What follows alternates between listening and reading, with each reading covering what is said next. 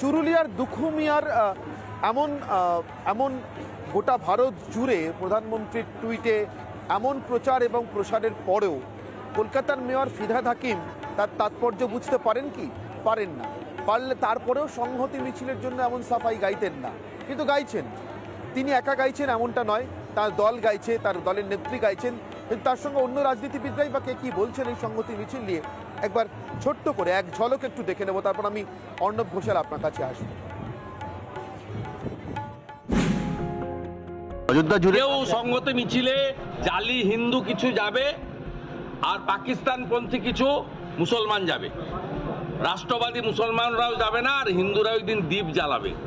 আর ওই জালি হিন্দু মমতা মিছিল করার আগে আসল হিন্দু শুভেন্দু অধিকারী সকালবেলা কলকাতার রাম মন্দিরের সামনে হাইকোর্ট থেকে কাল পারমিশন নিয়েছি, হাজার হাজার লোকের মিছিল আমি করব। দেখুন, অযোধ্যায় প্রাণ প্রতিষ্ঠা রামের, এটা কেউ কেউ বিশ্বাস করেন, তারা করবেন, তাতে তো কারোর আপত্তি নেই, এই অধিকার সবারই আছে।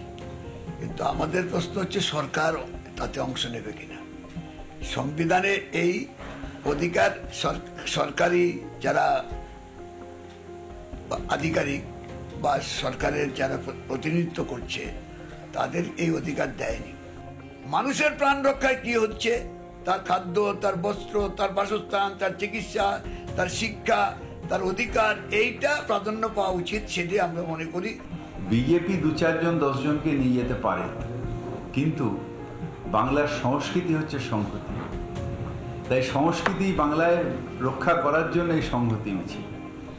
আর তুমি অপসংস্কৃতি করছো, তাই একটা ধর্মকে ছোট করে আরেকটা ধর্মকে বড় করে করছো।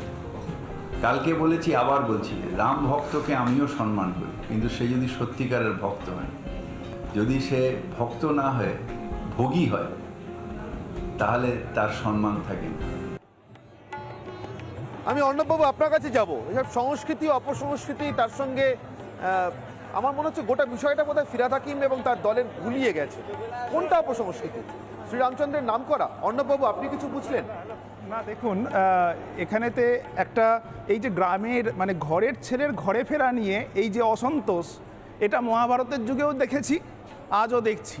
যখন 14 বছরের বনবাসের পরে, যখন মানে 14 বছর নয়, ক্ষমা করবেন, 13 বছরের বনবাসের পরে, মানে অজ্ঞাতবাস সহ যখন পাণ্ডবরা ঘরে ফিরছেন, তখন কিন্তু দুর্যোধনরা যে কোনো প্রকারে বাধা দেওয়ার চেষ্টা করেছেন এবং আগামী দিনেও করবেন।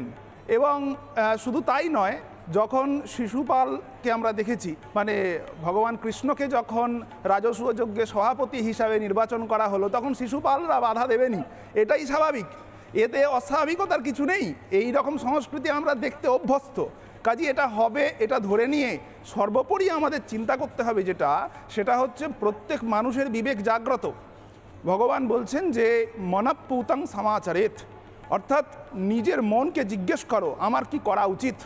প্রত্যেকের মনে দেখবেন দুটি সত্তা রয়েছে। একটি সত্তা আমরা যখনই কোনো কাজ করতে যাই তখনই সে একটি মানে ভালো সত্তা সেটা বিচার করে দেখে যে ওই কাজটি সঠিক কি বেঠিক। তখন আমার মনের সেই সত্তা যদি দেখে যে কাজটি বেঠিক হচ্ছে, তখন সে বাধা দেয়, বলে এটা করো না।